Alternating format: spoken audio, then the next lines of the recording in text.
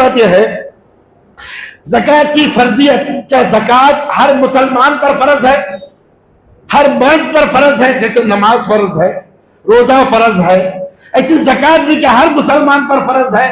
نہیں، زکات کی فرضیت کے لیے 5 شرطوں کا پایا جانا ضروری ہے۔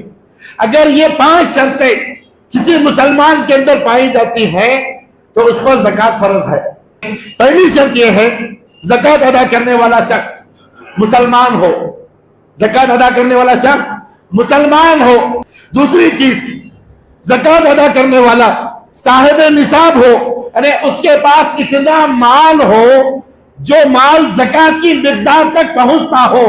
اگر اس سے کوئی کم مال ہے پھر زکات اس پر فرض نہیں ہے، زکات فرض نہیں ہے۔ تیسری چیز، جس مال کی وہ زکات نکال رہا ہے اس کا وہ مکمل مالک ہو، یعنی وہ چیز اسی کی ہو، وہ سونا، وہ پیسہ، وہ پراپرٹی، وہ کھیت، جو بھی ہے صرف اسی کا ہو، اس کا وہ مکمل مالک ہو۔ ایسا نہیں کہ بھائی کا پراپرٹی ہے آپ اس کی زکات نکال رہے ہیں، یہ جائز نہیں، ضروری نہیں ہے، جائز نہیں ہے۔ یعنی کسی اور کی پراپرٹی، کسی اور کا پیسہ اور کوئی اور زکات نکل رہا ہے، یہ بھی درست نہیں ہے۔ زکات کی فرضیت کے لیے مکمل مالک ہونا ہے اس چیز کا۔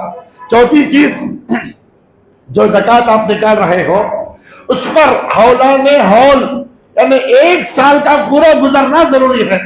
اگر 1 سال میں سے 1 دن بھی باقی ہے آپ چاہے تو نکال سکتے ہیں، لیکن فرض نہیں ہوتا، فرض نہیں ہوتا۔ وقت سے پہلے زکات نکالی جا سکتی ہے، مہینہ پہلے، 2 مہینے پہلے، یعنی یوں سمجھے ابھی شوال میں آپ کے 1 سال ہوتا ہے، لیکن آپ چاہتے ہیں کہ رمضان مبارک مہینہ ہے، فضیلتوں والا مہینہ ہے، میں رمضان میں ہی زکات نکالوں تو کوئی حرج نہیں۔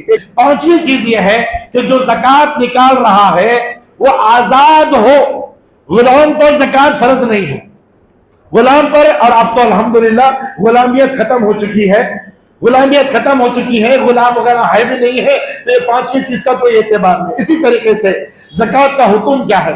زکات یاد رکھو، ہر مالدار مرد، عورت، بچہ، بڑا، عقل مند یا پھر پاگل، اور ہر مسلمان پر زکات فرض ہے۔